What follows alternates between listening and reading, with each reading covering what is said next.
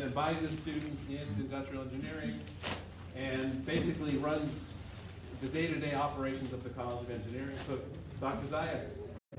Yes, good afternoon, everyone, and welcome. It's our pleasure to have all of you here celebrating the Garrett Morgan Shadow Day in aspects related to transportation, and certainly we are all celebrating Black History Month, which is critically important for all of us. I'm originally from an island in the Caribbean, which is a territory of the United States called Puerto Rico. I've been at USF since 2002, and as Rob mentioned, my discipline is industrial engineering. On behalf of the President, the Provost, the Dean of Engineering, we welcome all of you. We're very glad that you are all here. We'd like you to enjoy the day. It seems that you enjoy the car a lot, and some of the traffic lights, as Rob was explaining. And very important is that you take the opportunity to look at what are possible things that you may want to do, whether related to engineering or science or technology or any other area. Because at the end of the day, what we care the most is that your career and your future is where you want it to be. Now, engineering offers a tremendous array of opportunities, and the demand for engineers is very high, and hopefully will continue high. The area of transportation is a very interdisciplinary area, and CUTR is a perfect example of it.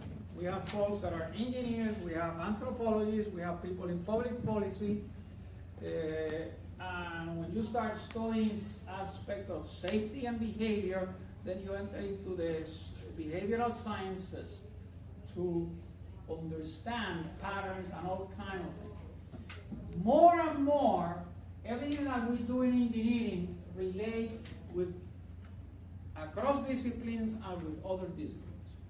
When I was an undergrad student in the university, we used to say that engineering was present in anything that didn't have a life of its own.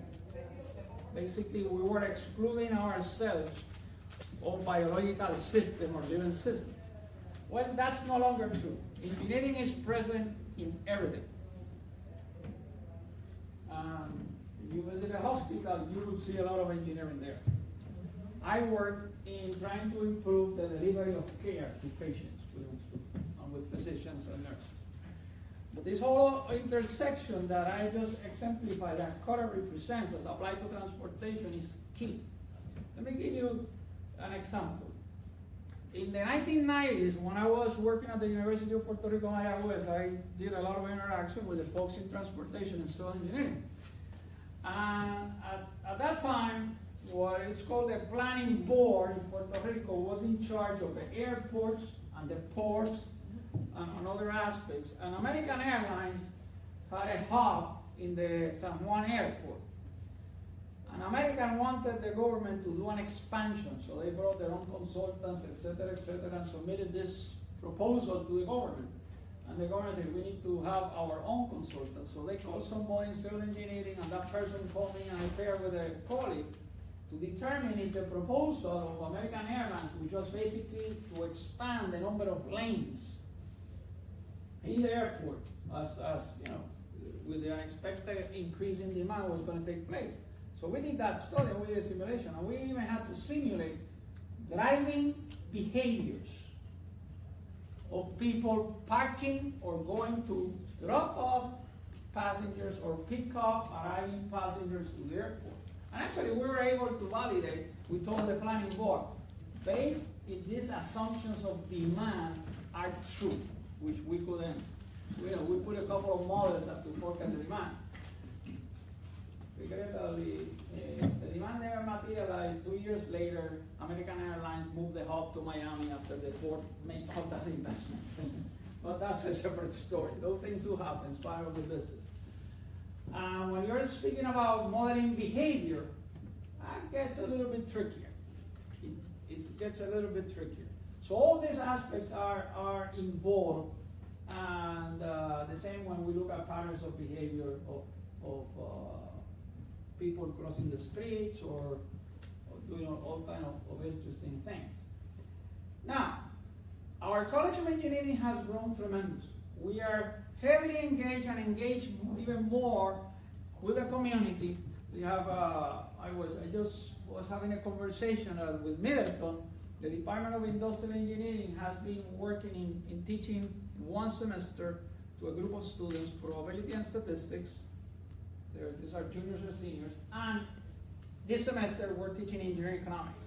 We have a group of, I believe, between 12 and 15 students from Middleton High School. So do they come here, or do the instructors go to Middleton? I think it's a combination also with distance delivery, and we have a doctoral student delivering that.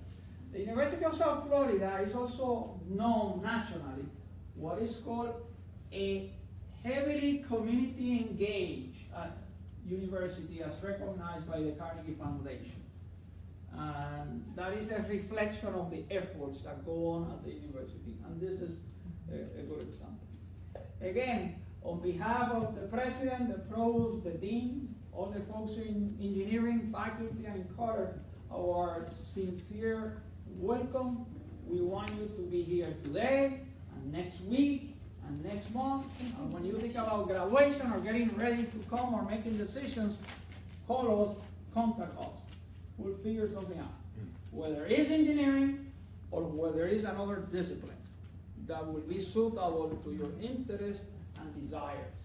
At the end of the day, we are here to serve students. Thank you all. Keep enjoying the day, and we'll see each other around. Thank you.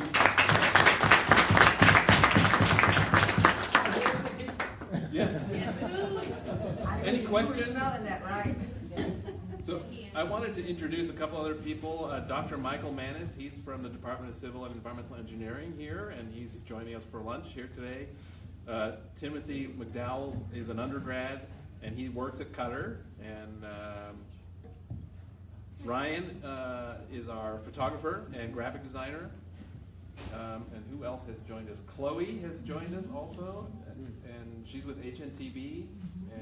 But most of you probably know me. I used to manage Willie Davis Neighborhood Service Center, and then I was the founder of the CDC in East Tampa. Y'all may know. So Great to have you here. I'm at home with all of you. Okay. So why don't you grab some pizza, and then we're going to get going with our Who Wants to Be a Transportation Millionaire. Leo, yeah, Kenyatta isn't here yet. And Leo Rogers hasn't even active. The easiest ways to summarize it is anything that has to do with the use of human, physical, or financial resources being analyzed what's needed, we put models together, consider I think this is right. Statistics is a core math for us to do the analysis. All that big manufacturing, 6 Sigma, what is I took based on the setup time. Activity based on so yeah, activity based. Doing that, part of that basic unit is like okay, when people have activities and then they link activities. all the analysis of lines and cues, and you go to a bank, you go to Walmart, and you really have to decide how many cashiers, how many tellers you should have at what time of the day, which day of the week. It's part of what we call queuing analysis. Activity-based model is simulate an operation and their activity patterns, and then they distribute their travel. So you're trying to. That's still pretty advanced, but they might be working on it. I think here in Tampa they're also trying to make their next model activity. So they may have. There are some in Florida, I just don't know which cities. Because I think you do activity more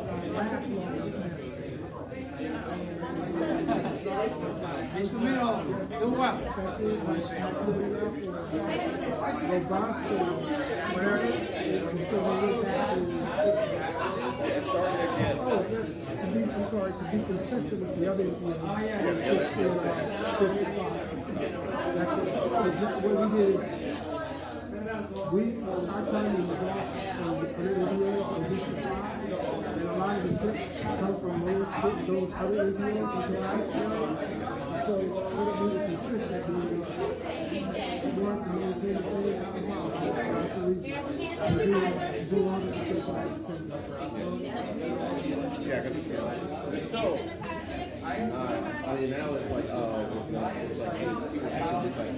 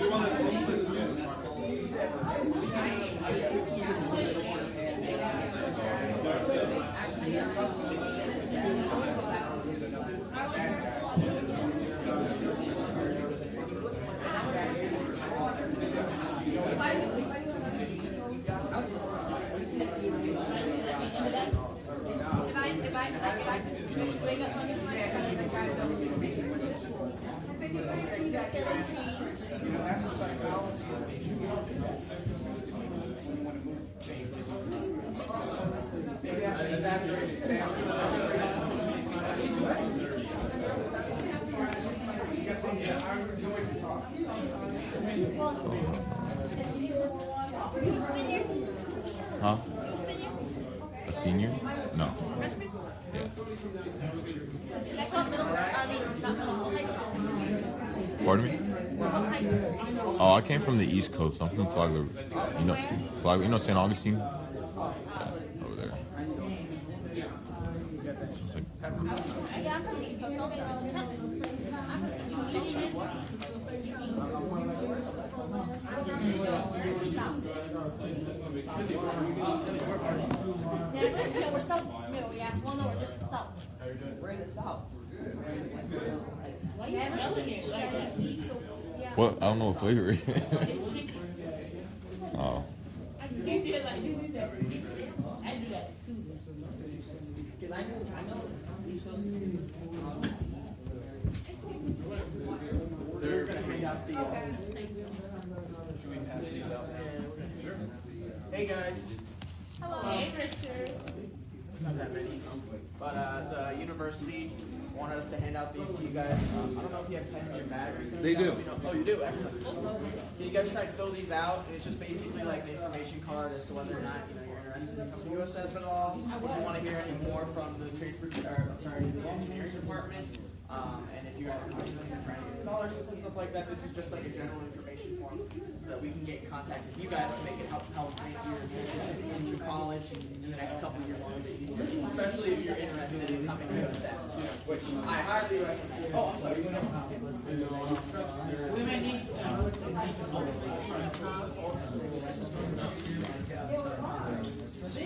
out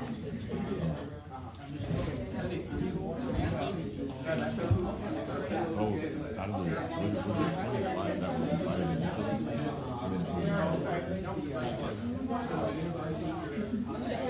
wasn't really earlier to frustrate before.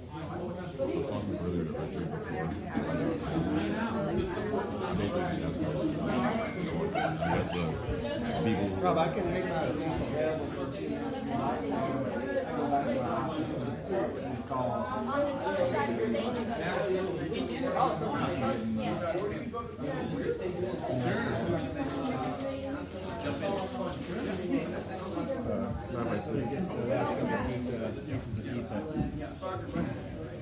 Hey guys, while you're filling out your form, we have Stephen Barry here, who's an expert in transit safety and security. Stephen, you want to say a few words? Good afternoon. Good afternoon. So I see some folks in the ROTC uniforms. Yeah. Very good. So how does one get into transit safety and security? How about we take a guess at that? How does someone, through their career, get into transit safety and security? Go ahead. They must have like a certificate in safety, like OSHA. That's a good start. Yes, there's many certificates that you need to obtain, but it's been quite a haul getting to where I end up here at the CUTR. So I'll give you just a quick synopsis. Right out of high school, I joined the service. Thank you for your service. Oh, thank you very much. What a nice group you have here. So I joined, yes sir. What type of service? I was in the Army. My dad was too. So I have a long lineage of service men and women in the family, and served in World War I and II, and Korea, Vietnam, Desert Storm, Afghanistan, and so on and so forth. My older brother is a... So just to be clear, you didn't serve in World War I. Oh, thank goodness, no. However, I did. I was asked not too long ago if I served during Vietnam, and rightly said no. I don't fit that category. That was my father's time frame, but he did. He's in the Navy, so we have a broad spectrum. My older brother is a colonel in the Air Force, active duty. He's up in Washington State, and he's getting ready to take over ROTC command at Embry-Riddle. He starts in July. My other brother served in the Army, and my grandfather was a colonel in the Army during World War II. So anyway, I served 2 tours in the service, mostly during peacetime, the second one during Desert Storm.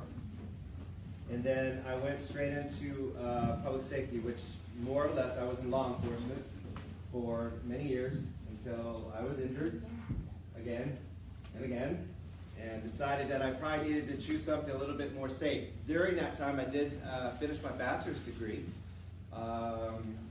thanks to the United States Army, and utilized that. So I love seeing everybody being so active with what you perceive and will pursue with the service.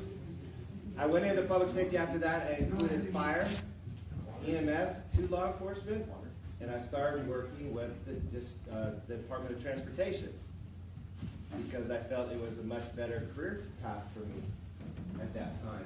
So I made a transition after spending 10 years in law enforcement and fire, and after the service, I ended up using all my safety and security experience, started gaining more momentum with my career, my certificates, and I've been in transportation for 15 years now. 2 years ago, I came to CUTR straight from a major regional transit authority. Some of you may or may not know it's called Lynx, and it's in Central Florida. And we're widely known for our buses being painted like a bunch of Skittles. Makes it look like we have more than we really have. That's what it is.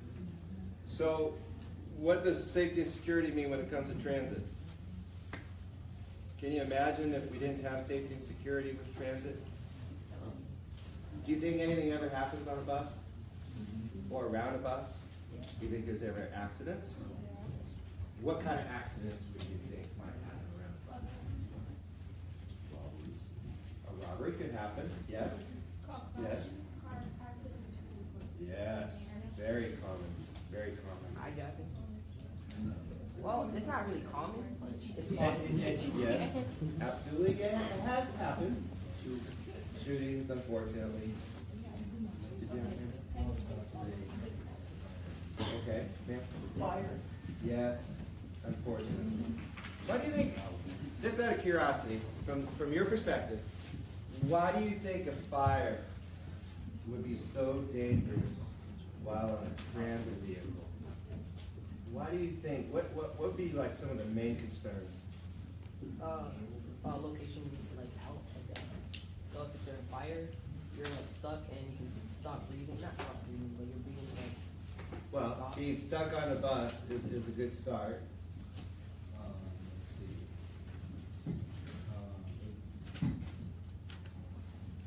Pretty much, first of all, passengers can get stuck in That's right. stuck in the bus. And if the fire is really dangerous, then it could end up blowing up the vehicles. Well, what types of fuels does a bus use these days? Propane. Compressed natural gas. Woo! That's right. I do that. I like that. Why? Now, we don't need to go into the science of compressed natural gas, but is it flammable? Yes. Yes. Highly flammable, right? Do you know where they keep the fuel cells on a new transit vehicle? Isn't it in like a facility? No. Where is it kept on top? I just gave my own answer away. Yes, it indeed is on top. Have you ever seen a video of what happens if, unfortunately, the fuel does get leaked? No.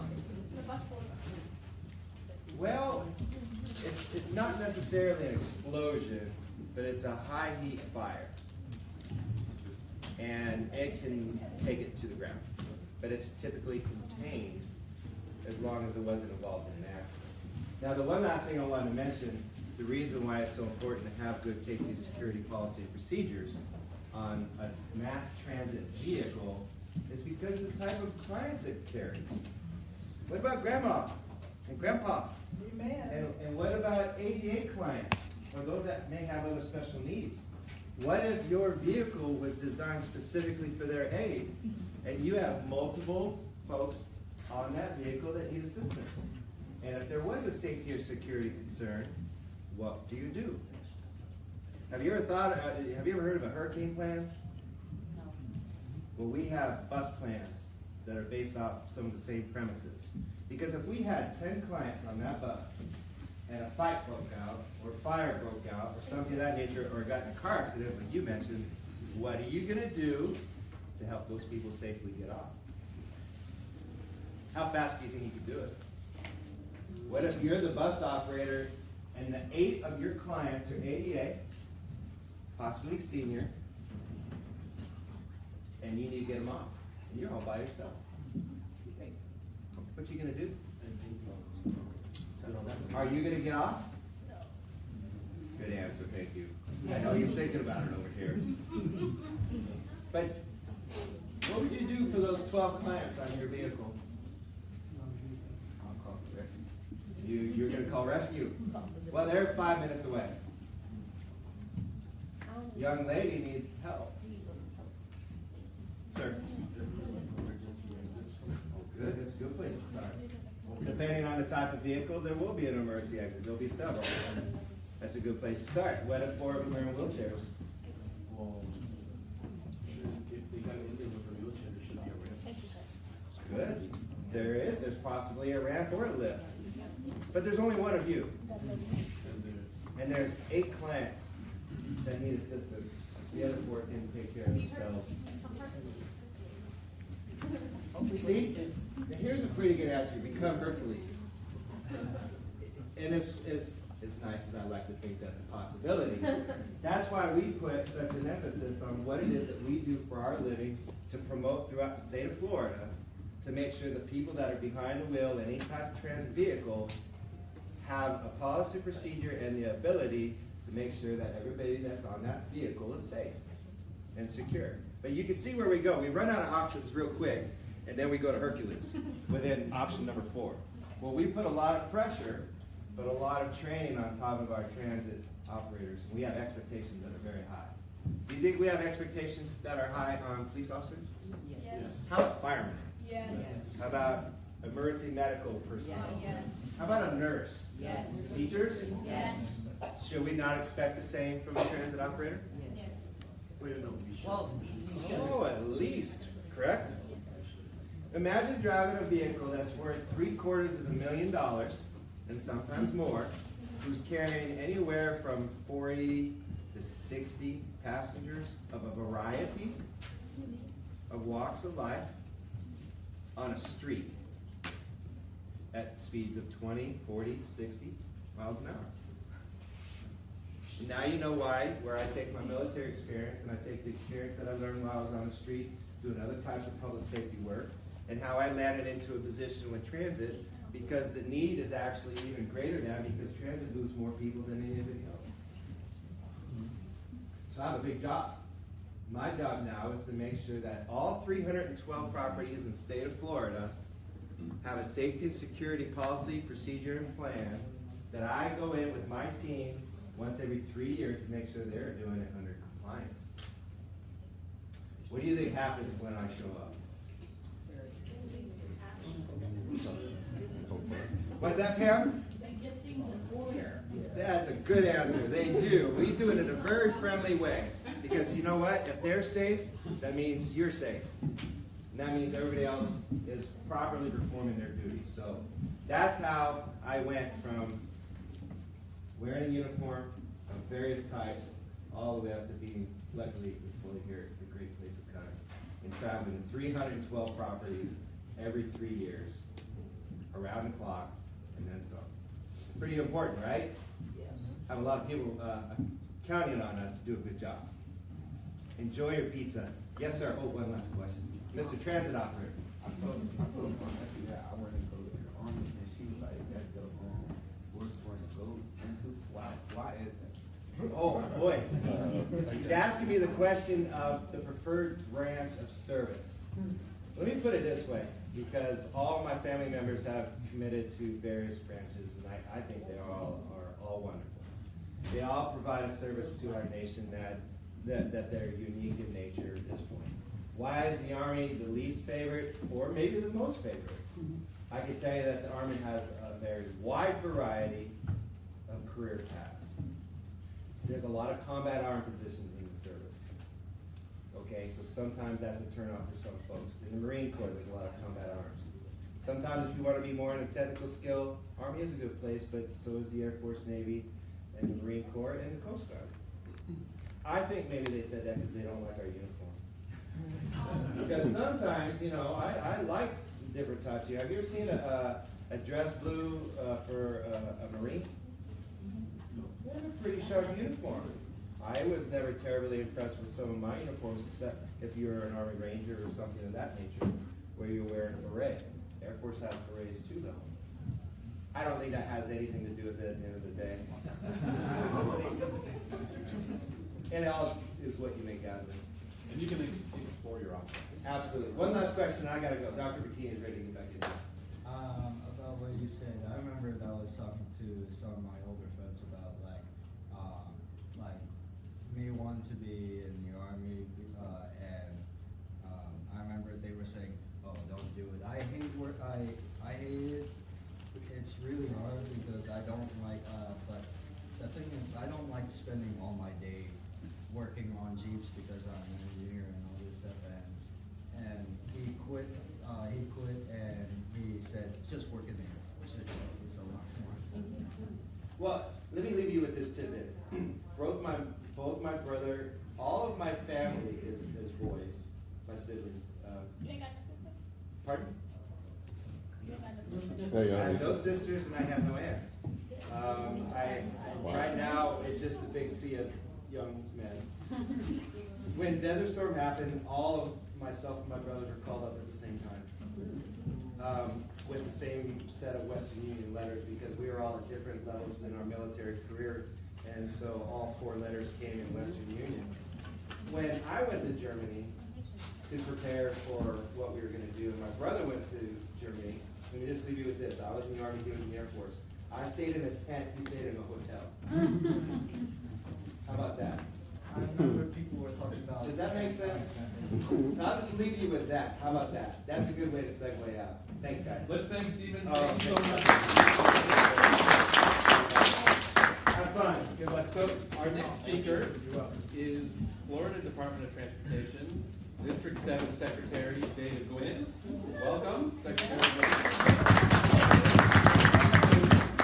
So he works right across the street at the District 7 headquarters, and you can describe what District 7 is, but of course the state of Florida is broken up into 7 districts, and we're really honored to have you here today, and really appreciate it. And they're all yours. All right, well, thank you very much. I'm glad to be here. As he was just saying, we're right across the street. I don't know how many of you even knew that you had several hundred people from Florida Department of Transportation right across the street here. But we're an important part of the community. One real quick before I start talking, I want to get a little bit of information. I know for the students here, are you all mostly juniors, seniors, a mix? Juniors? Sophomores. Sophomores? Okay, so a little bit of a mix. How many of you already have a driver's license? How many of you hope to have one in the next 4 or 5 years? All right. So you're all pretty soon going to be driving. I did want to put a plug in though for the Army. I was in the Army myself. I enjoyed it. I was in for 5 years. I'm sure the Air Force and the Navy are fine. I enjoyed the Army just because it did have a lot of variety in what we could do. Although I'm an engineer, my job in the Army was to call in aircraft and naval gunfire and artillery fire in support of infantry units. And so I got to work with a whole bunch of different types of things, and so I would say you wouldn't be wrong in any of them, but I'll put a plug in for the Army because I enjoyed it quite a bit.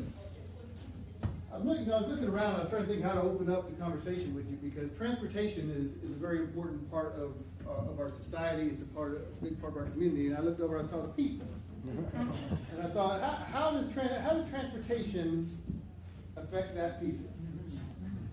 It's how it got It got here, right? Somebody drove it here probably, or walked it here if it was close enough, or biked it, or somehow got here. But how else was that pizza affected, by transportation?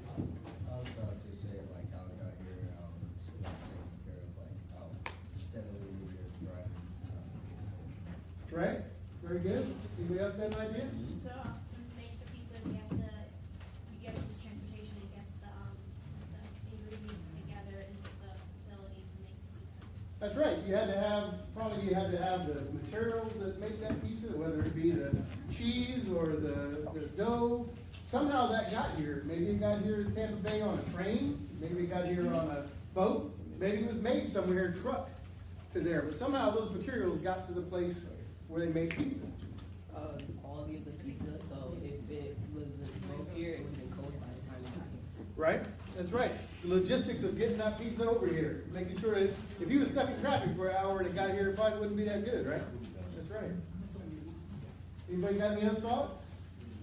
How about the guy that made the pizza? He had to get to work somehow, right?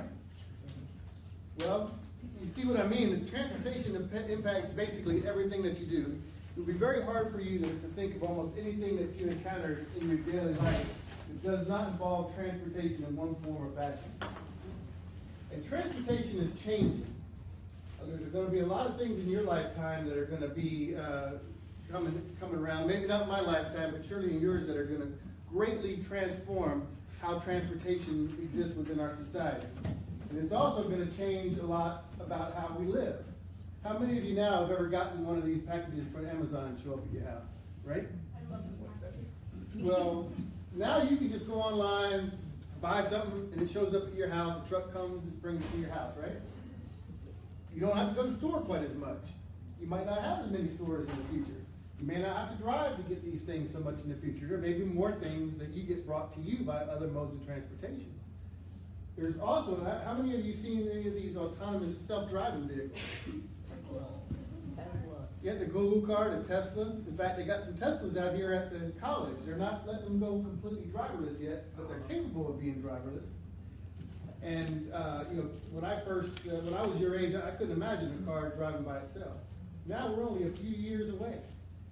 And a lot of people say, oh my gosh, what's gonna happen if we get cars out there and there's nobody driving? Well, let me ask you, do you think the average unmanned car that's being driven by a machine, a system, a computer, is gonna be distracted when it's driving? You think it's gonna be reading its text? You think it's gonna be drunk? There's a lot of things that are probably gonna have to be worked out till we get there, but eventually I think what we'll see is that the cars are gonna be a lot safer because they'll improve the technology to make sure that they can drive in a manner that they don't have the types of crashes we have now.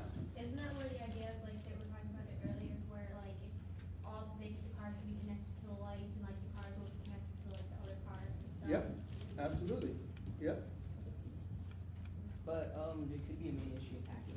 There could be, you're right, there could be an issue of hacking and a lot of security things they have to work out. So I don't think it's gonna be in the next couple of years that you'll see them completely autonomous. But I tell you, I got a car, it's a 2-year-old, it's a 3-year-old car now. And if I go too fast and the car in front of me starts to brake, I get a beeping light show up in my car. I mean, that's just one little step. When you start thinking about the steps where, all right, my car can tell how far I am from the car in front of me and adjust my speed to get to where it stays safe from him and adjust back and forward as the car in front of me goes. Or how many times have you seen somebody try to switch lane and then there's somebody over in the next lane, they didn't see him and they almost had to run them off the road, right? I get road rage for other cars, so. Right? So. You get blind spots, you got human error that's built into that. You know, a lot of times now in Florida, you hear we've got a lot of elderly drivers. You know, and as you get older, you start to have changes in your perception and reaction time, they call it.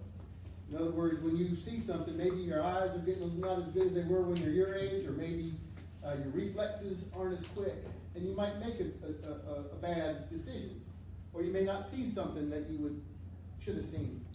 Those types of things can be corrected as we get technology that comes. But until that time, and that's why I asked about you that are going to be getting your driver's license and start driving, you really need to be aware of the environment that you're going to be driving in.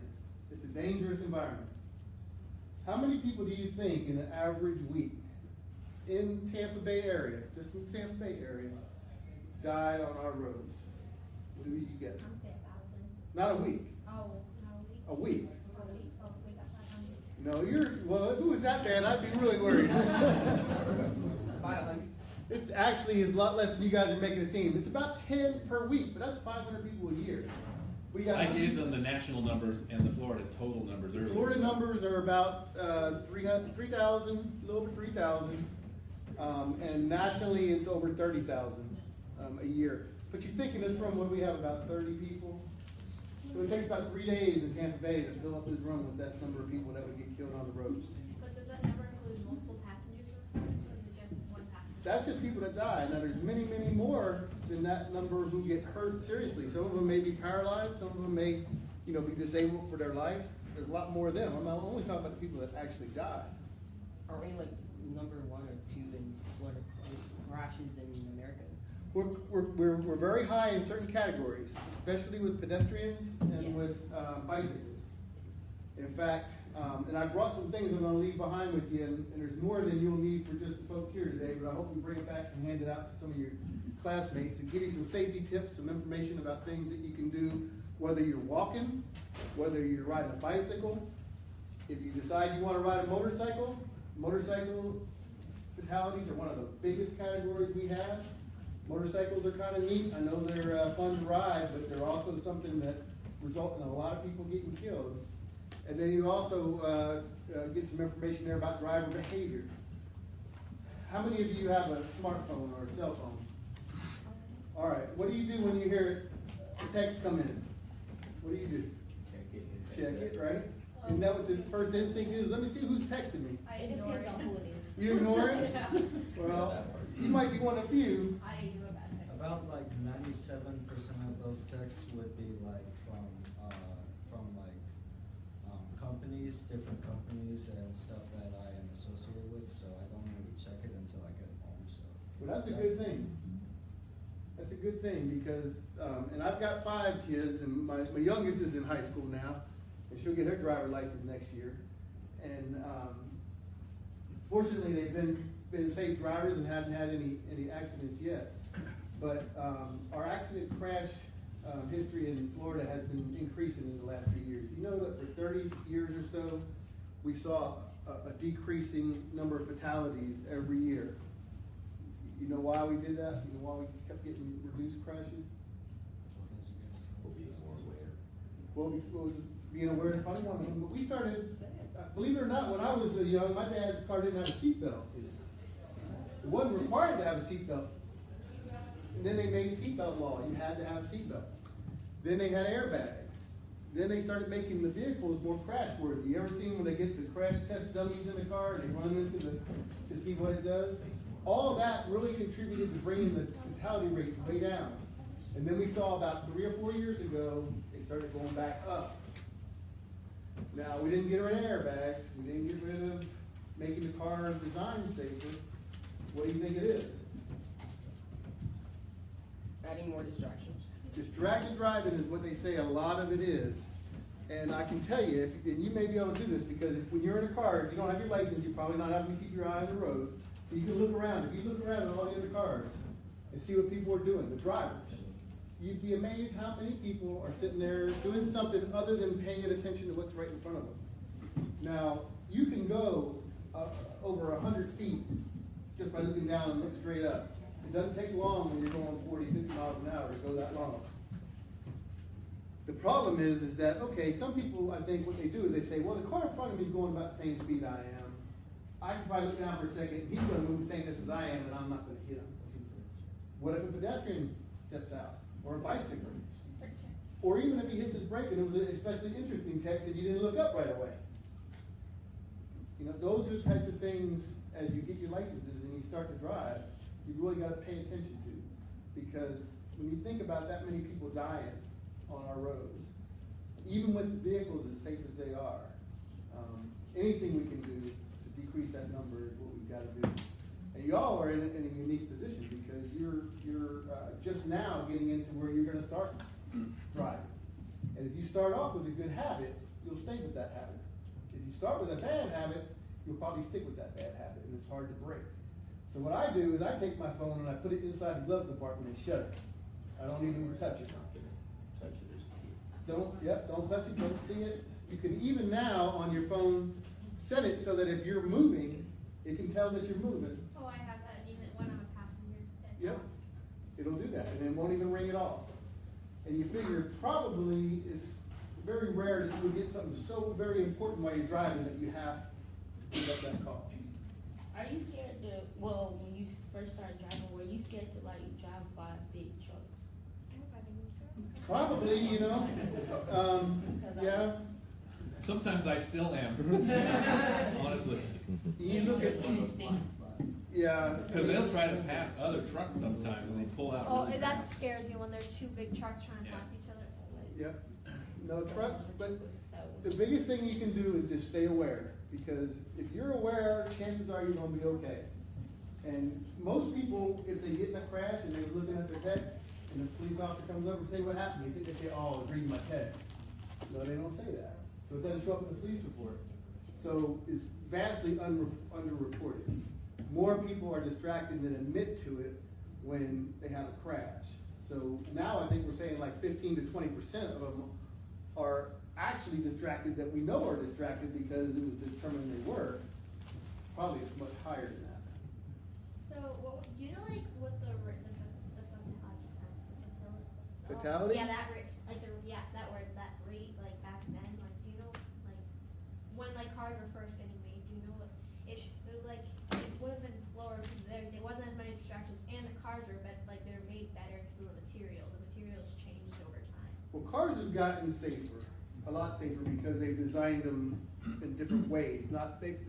Cars now probably aren't as, I wouldn't say maybe as solid and big as they used to be, but now you're less likely to get in a crash where the engine will get coming into your passenger compartment, or that you don't have an airbag and you get thrown to the front window or something. There's a lot of things there now.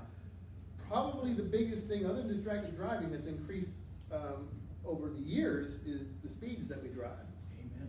So you drive, if you drive the speed limit, that's one thing, but I can tell you, we go out there and we take speeds on the interstate. Unfortunately, the FHP doesn't have enough troopers that they can go out there and enforce everybody that's speeding. But very rarely do you find people traveling at the speed limit. And have any of you in your classes yet gotten kinetic energy?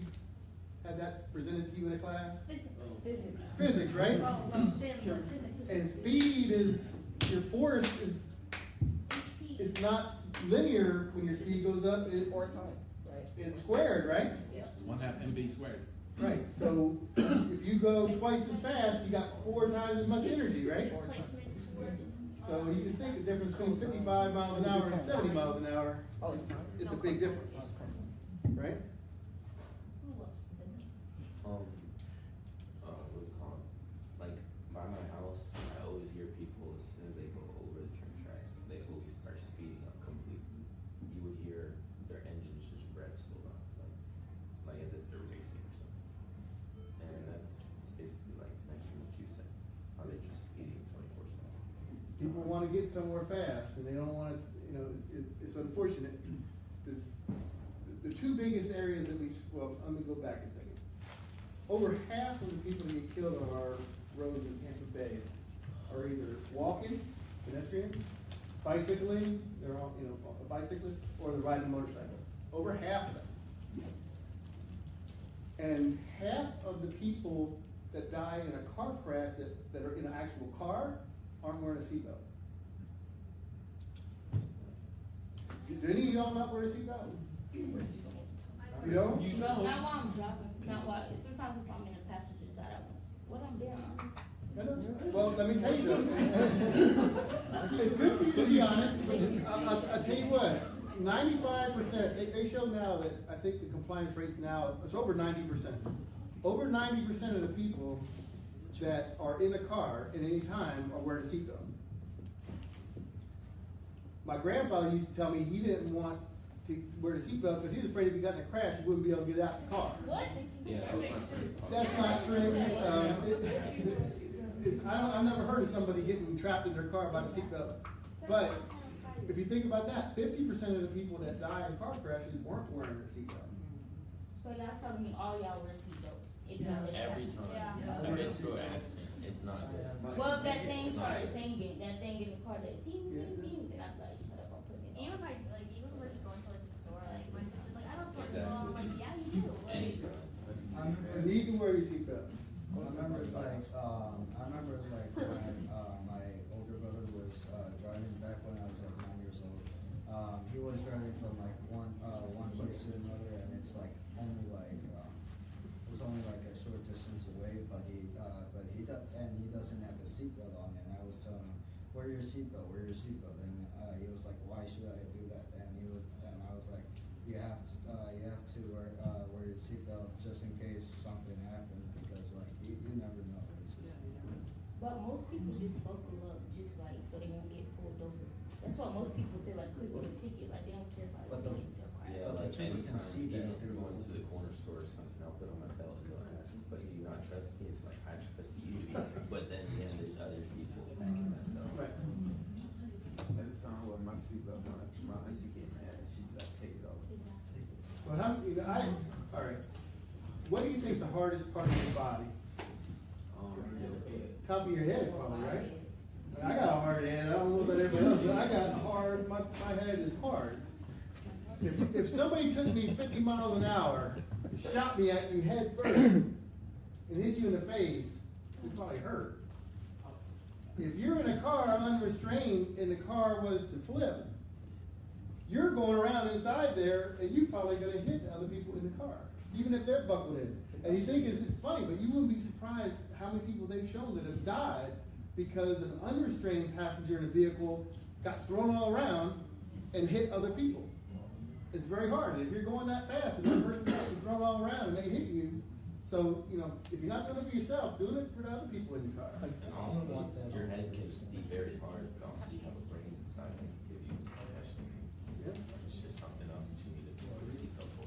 That's right. But it's better to get a scratch on your shoulder or a mark on your waist from the seatbelt than a death because your head is unattachable. That's right. All the especially if you're going, if you accident, like you hit another car, all right, let's just. You hit another car. All right, so if you let's just say this: if you hit another car and you're sprained, even if you're sprained, like there are chances that you're still going to get a concussion because of course physics. You pretty much inertia. You just if something stops moving, your brain will still want to keep moving forward, so that It could, but with seatbelts and airbags and other things, you should have a better chance than if you're just sitting there with nothing holding you in. And top of that, you probably be on your phone not posted because you're not the driver. You know, and also, believe it or not, a lot of people are getting hit walking, reading their phone.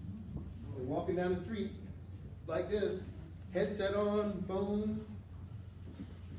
Like I would be walking with my phone, and even when I see a road intersect or a road, I would like stop and look back every single way like you're supposed to. That's the safest way. Like, there's been a couple times where I could have gotten hit just if I didn't look. Like a car would be coming in without just turning signal.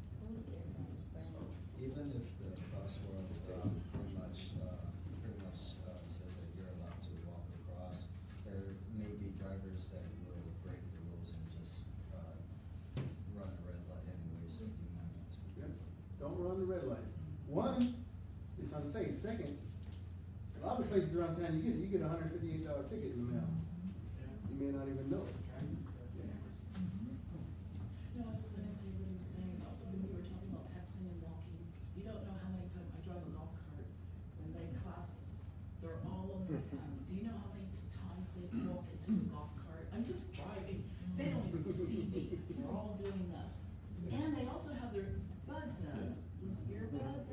So you need to be aware of your surroundings at all times. Yep. It's a dangerous place to be walking alongside the road. Because you might be sitting on the sidewalk just fine. That one person that was impaired or not looking or doesn't see you, and doesn't do you not much good at that point. You need to be aware of your surroundings. Do you keep going? Excuse me? Do you keep going? As I said, you know what I do? I hit the horn. They jump. Because they don't even realize I'm there. And you would think you could feel the presence. They don't have any clue. They're so engrossed. And it's not cool too because you're not being able to talk to my friend next door because I'm on my phone. I'm texting. I'm talking at him, writing something. Well, you know, the number one mission of the Florida Department of Transportation is safety. You look at our mission statement, safety is so that, above all else, we're looking to improve safety. We've got engineers that work at, in fact, they work a lot with the folks here at CUTR on coming up with new ways to be safer. Working with law enforcement, working with industry, working with anybody in the community that would be willing to work with us to get the word out, and also to be looking for things that we can make safer. We're designing our roads safer. We're looking for ways to slow down traffic without just, you know, if you put a speed limit sign up and change it one day 10 miles lower, that's not going to slow the speed. But if we can start to do things with our road design and make it where that's what you feel comfortable driving, those are the kind of things we're going to be doing. But the DOT has a lot of opportunities for careers. All right, and I just want to talk to you about a few of them for a minute. And some of them are careers that you go to college and then go into to the department. Others you can go into the department right out of high school. Others you can work your way up as you're going through college. In fact, we have a lot of students over at our office that are also students here and they're employees over at DOT. So there's lots of opportunities. But we have planners. Planners are typically the folks that are looking out in the future. They're projecting what's going to be the traffic and the conditions in the future. And they work with a lot of folks in the community agencies to say, okay, where is new development probably going to come? Where do we need to plan new roads for? And they kind of set the stage for where should we be looking at to go forward? What do we need to do to get ready to build those roads? And then once we go and we plan the roads out, we have engineers that design them. And they may be designing the road, they may be designing the drainage for the road, because as you know in Florida, one, we get a lot of rain, and two, it's very flat. So we gotta find ways to get that water off the road into ponds or somewhere to treat it. And then they may be designing bridges. They may be designing the cameras and the systems that you see on the interstate with the signs and the cameras and all that. Then we have our folks that actually go out there and build the roads. Most of our roads are built by contractors, but we have people out there that are working with the contractor to inspect the work and to make sure it's done correctly. Now, the contractor side also has a lot of opportunities. From what I've seen and heard, about 50% of the workforce in transportation industry is probably going to retire in about the next 15, 20 years at most. So you can see we have a big need for people to come into the transportation profession, whether that be as an engineer, a planner, whether it's a construction worker. There's great construction worker careers. You can work your way up to be starting out. You may be starting out being a guy out there helping to lay down the dirt, pave the road, and all that. But one day you might be the guy in charge of the whole project. You might be the guy in charge of a bunch of projects. And there's those types of opportunities. If you wanted to be an engineer, you need to go to a school similar to USF and get an engineering degree so that you can then later on become a professional engineer, which you can do with a degree and about 4 years of experience working. Planners take a different path, but they follow a lot of the same things that the engineers do in terms of understanding how all this fits together. And then we have, all throughout our district, we have a lot of people who work out at our maintenance yards. And these folks are the ones that go out there and make sure that after it's built, and we have the road, we've taken it back over from the contractor, that it stays safe, it stays maintained. They look for ways to fix things that get broken. Pavement and all that stuff doesn't last forever, so we gotta constantly be repairing it to keep it safe. But there's lots of opportunities in the transportation profession, regardless of what path you wanna take to get there. And I'd encourage you to consider it because it can be a very rewarding career. Question. I don't know if this has to do with anything about engineering, but I know how there's sometimes how back then they would just paint the lines in the street. Now apparently they on tape and they put fire over it to get on them. But I don't know, just about that. Yeah, they used to use paint. When I first started, they used paint and they would throw like reflective beads in it. Yeah, and that's make it what I light saw. up. But now they've got new thermoplastic, it's like heated plastic that they put down, and it's more durable, it lasts longer, it shows up better at night. And there's even new stuff coming out that's even better than that, that we're starting to see. Everything's getting, more advanced. And I've seen some that they put down there, and you drive it at night, it looks like you're at an arcade or something. It just, see them all the way down, it's beautiful. They go they get the sunlight, and then at night they just. There's actually a solar road that's being tested over at, they're testing it down at the Expressway Authority. It's only a little project right now. But the thought is we got our roads out there, and of course in Florida we got a lot of sun. What if we could capture all that solar energy that goes on the road and turn it into energy that could be used? At Disney, they have a bunch of solar panels. That's where they source their power from. Well, solar panels, but this would be actually the road.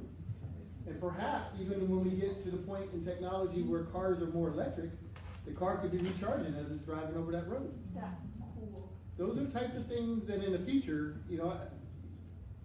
I think you guys will definitely see those things in your lifetime. There's a lot of really cool things coming out of transportation right now.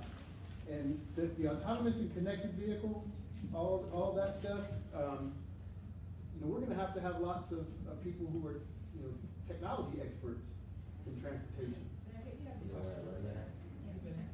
I'm sorry? So for those jobs that you were just listing, do they need to be OSHA certified? Need to be what? OSHA certified.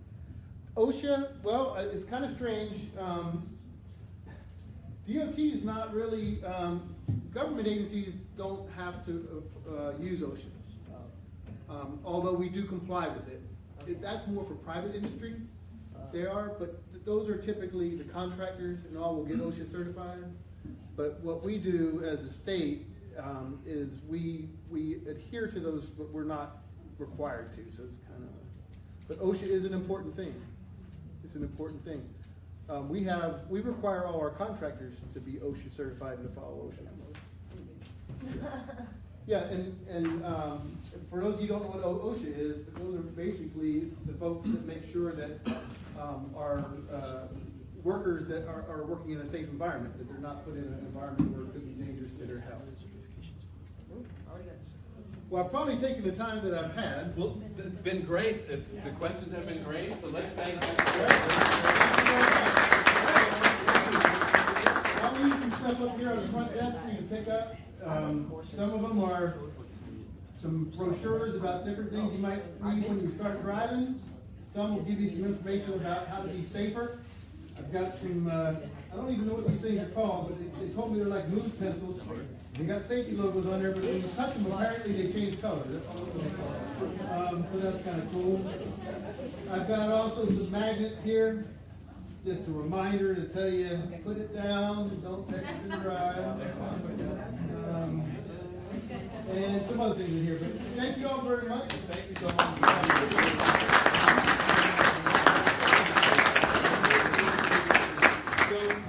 Eva Fernandez is going to give you a quick little briefing about the College of Engineering, and there's a whole bunch of other stuff in your bags. I think some of you have already seen it. There's some bike safety and pedestrian safety reflectors you can put on your zipper or your shoelaces or your bike. And there's a cutter pin and a USF pen and so Eva's next. Hi, welcome. Thanks again for being here. Hope you all can hang on for a little bit longer. I'm just going to be quick. I'm really here more to address any questions you may have about going to college, USF, and the other institutions. First, just pull your bag out and let me see what's in it. I want to have you know what's in it, that I know you know what's in it. Well, there's stuff in here. This is like a little goodie bag, but I can't believe all these yummy goodie things in here. I don't know. Thank you for this great cup. I took one too. Heart. Okay. And this is really. Okay. Well, I don't know what this. What is in here? Oh, this. What is that? Oh, a tape measure. And a level. Oh my gosh. Who's that from? Who do we thank for that? Our site. Yay! You know, that's something you need in your backpack, and you know, you want to check out something, how great somebody is. Yeah, Mary Poppins, you know, perfect in every way. Okay, you got a nice little charger. This I can use.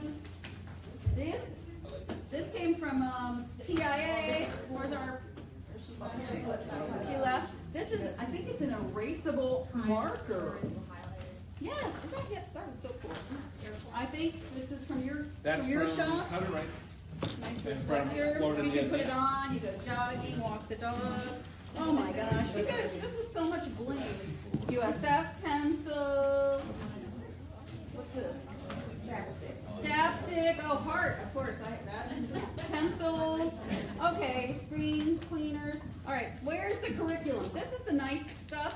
This is the stuff that says, hey, remember us, think about us, remember some of the things you heard, you know, take what you want, leave the rest.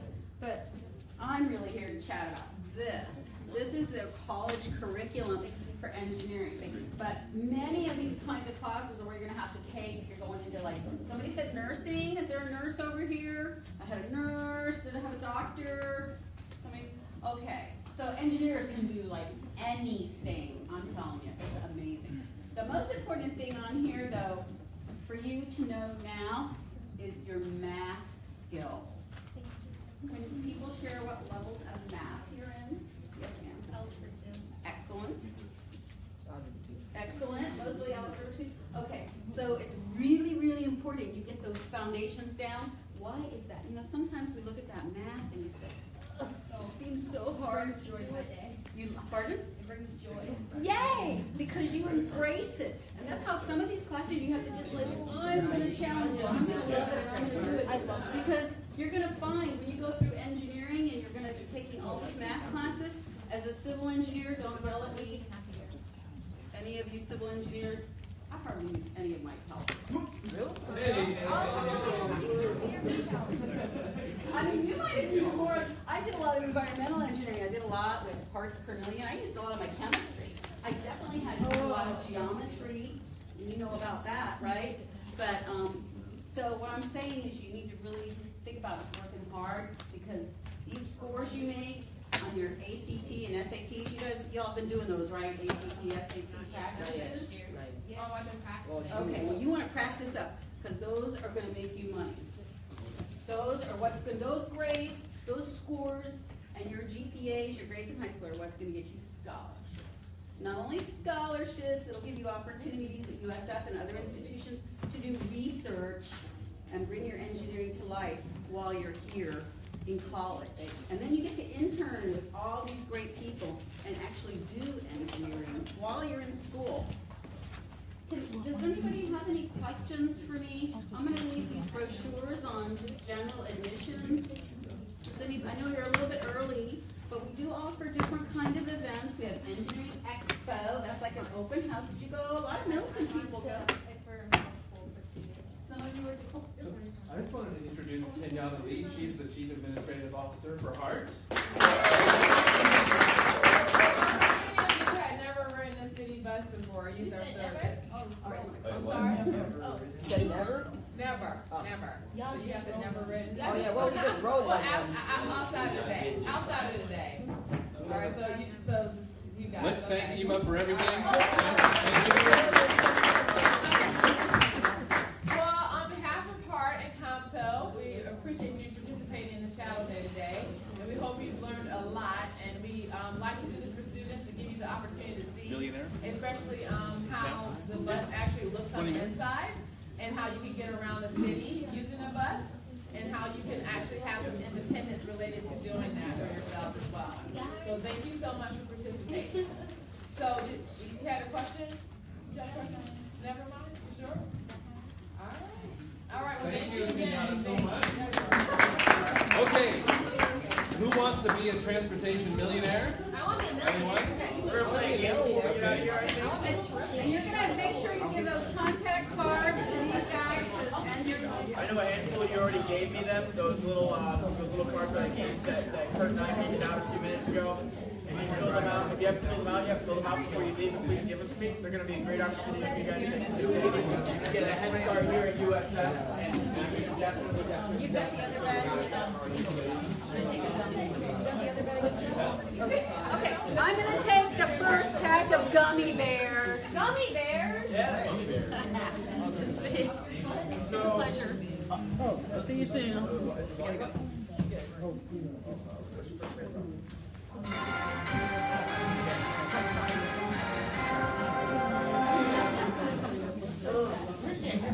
Yeah, we made it. So if you answer questions right, maybe I'll have Raise your I'll hand. shoot- Yeah. shoot- We'll ask questions. If you guys raise your hand and answer correctly, we'll give you some gummy bears.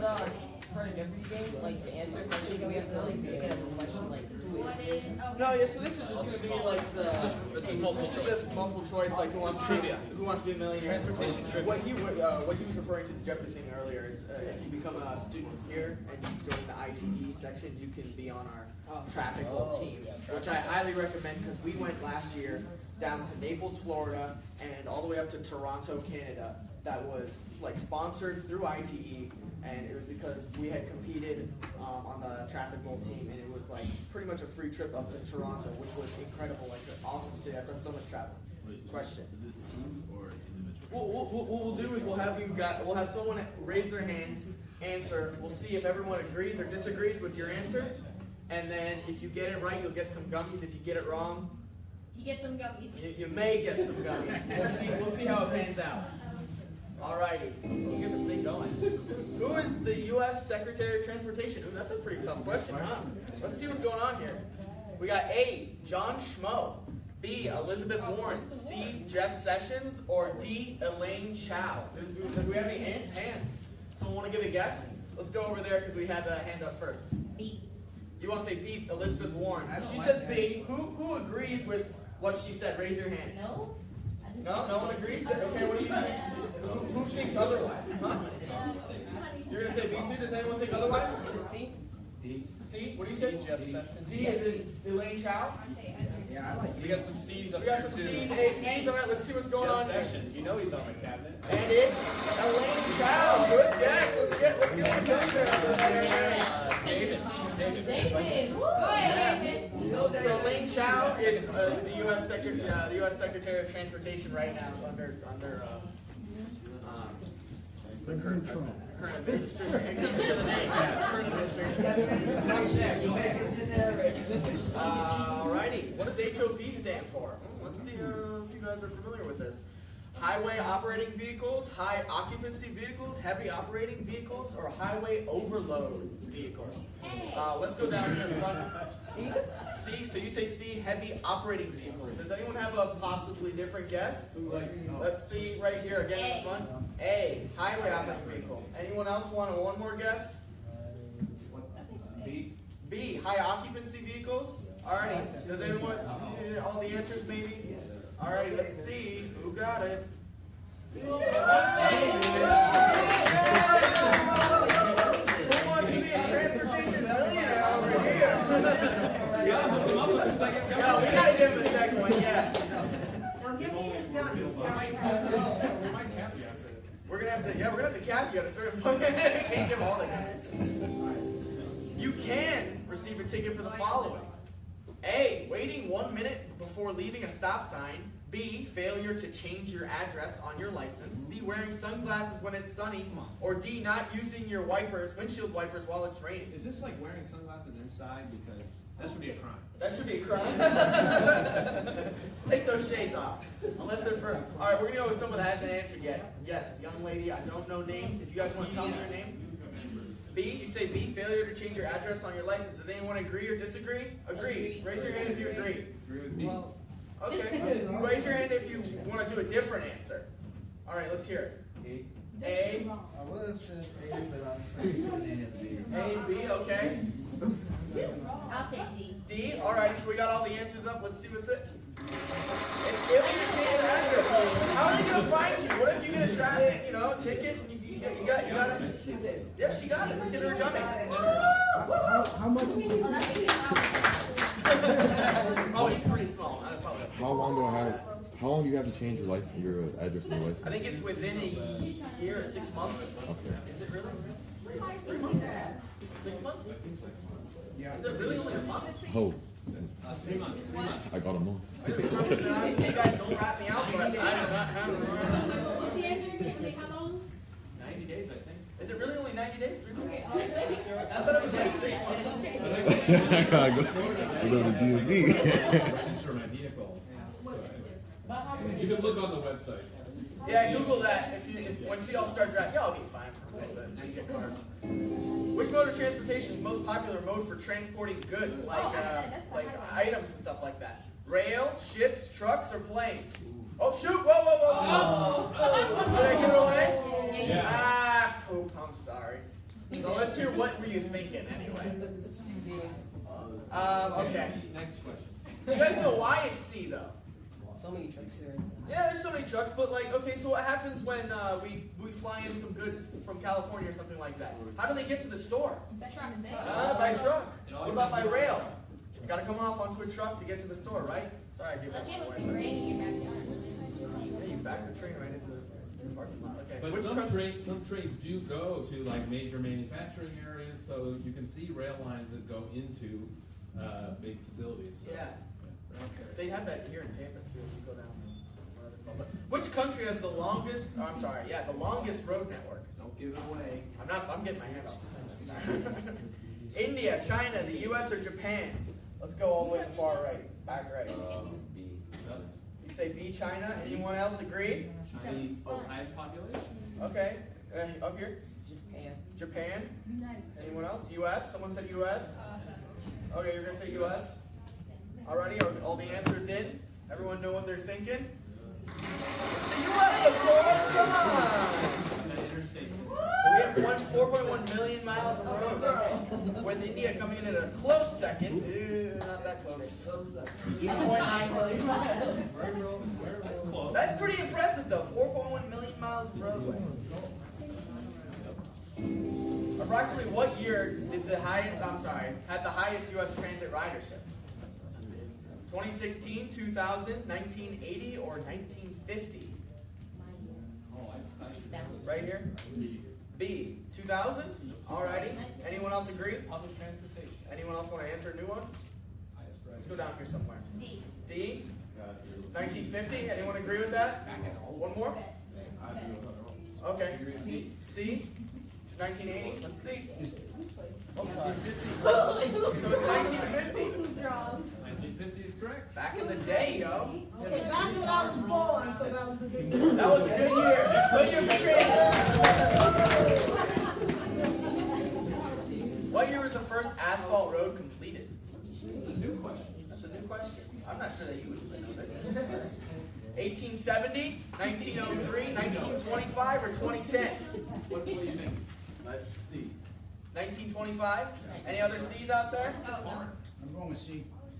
B. B. First, ask. I agree. B. A. We got an A back there. Justin, did you say What else? Alrighty. This is actually off of the Kanto. Of course, it was 2010. Thing. So this is a pretty important one. 1870. Yo! This guy's on his game. Okay. No one leaves here without one. Oh, going back to this one. This one's actually local. The Tampa port is the blank largest port in the U.S. in cargo tonnage. What rank are we? 5th, 2nd, 10th, or 18th? Ooh, okay, I know this one. C. C. You got a C? D. C. You got an answer in D? You're just going with him because. A. You got an A up here. Alrighty, it is. A.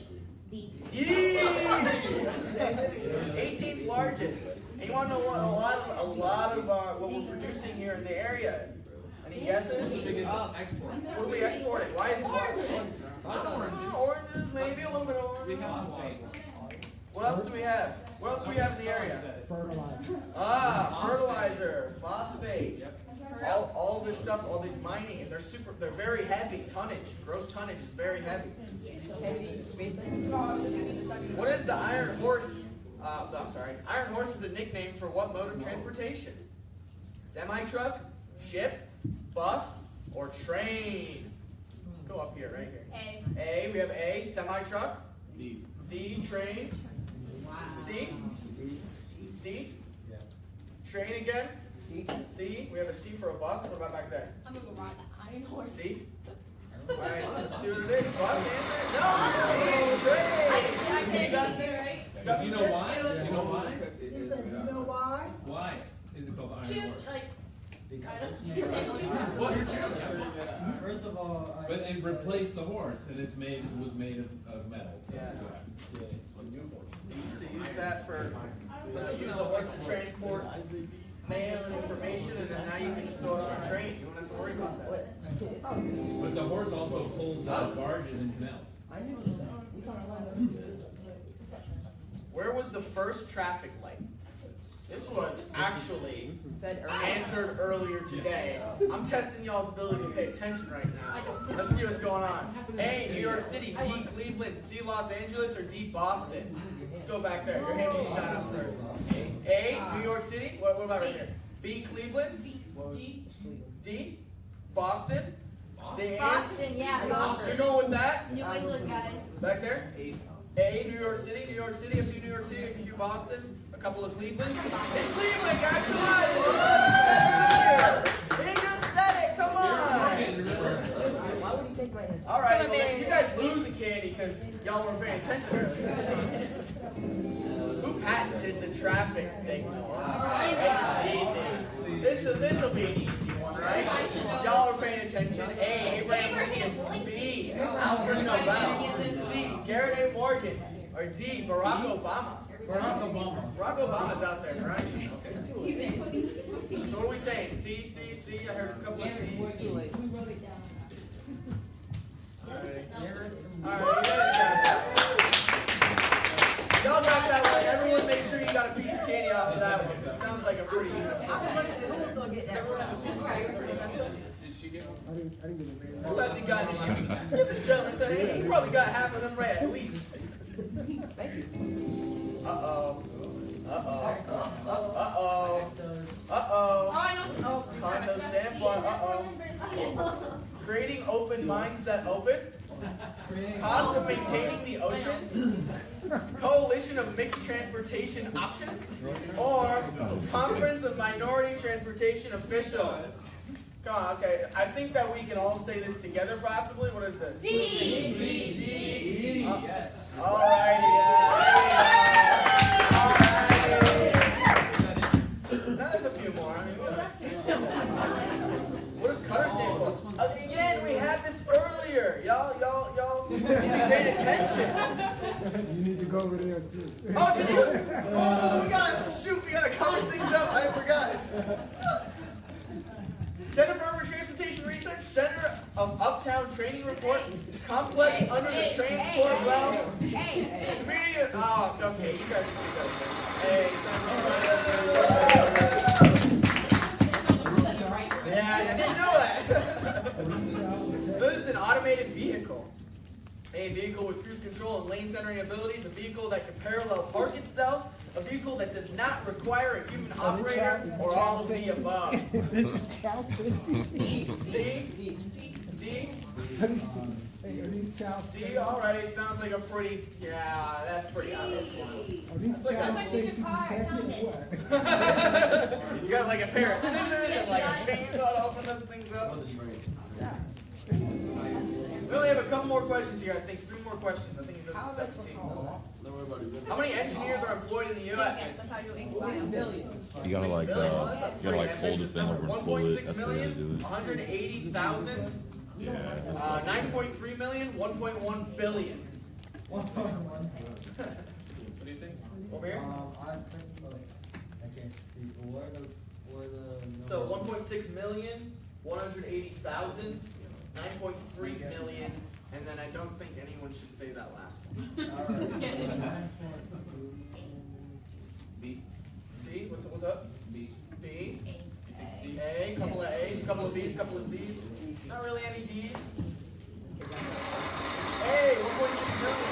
That's not all that many, to be perfectly honest, compared to the total population. Does anyone know what the total population of the U.S. is?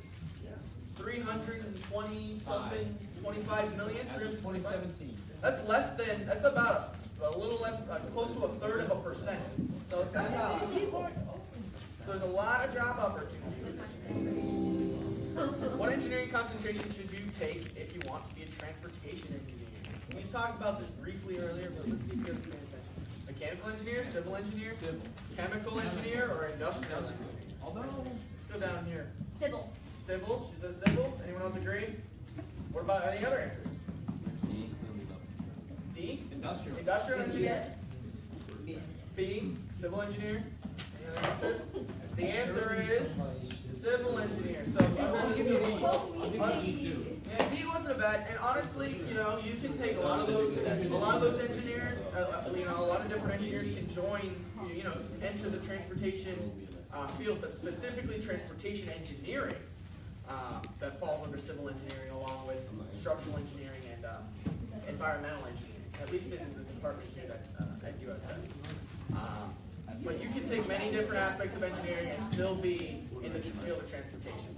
All right, we got one more question here for you guys, and make sure that we all have a little bit of candy in our bellies. What do transportation engineers do? You don't even know the answers yet, man. You got your hand up.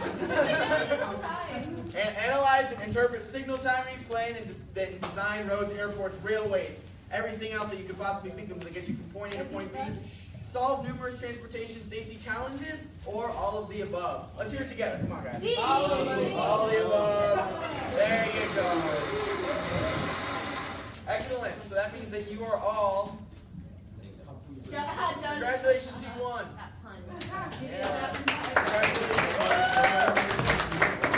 Let's thank Richard and Kurt and Rakesh and Shruts. Let's thank them.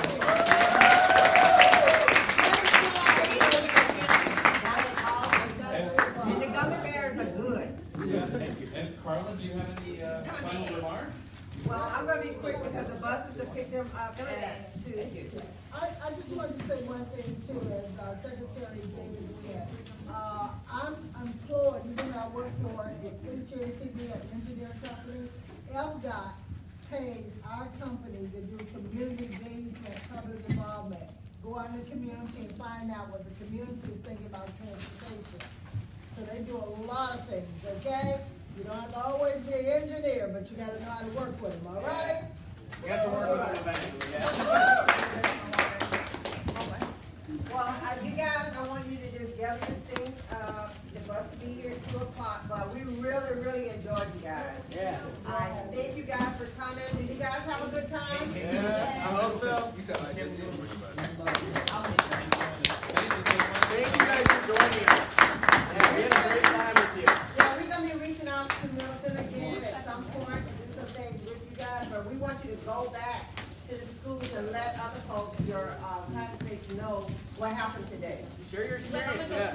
We really enjoyed having you guys. And if you have any questions or anything like that, I'm gonna put my card. You should meet our teacher. We should thank Mr. Gabe. You should meet our teacher. Yeah, you should meet our teacher. Oh, awesome, fun? Yeah. Stressful.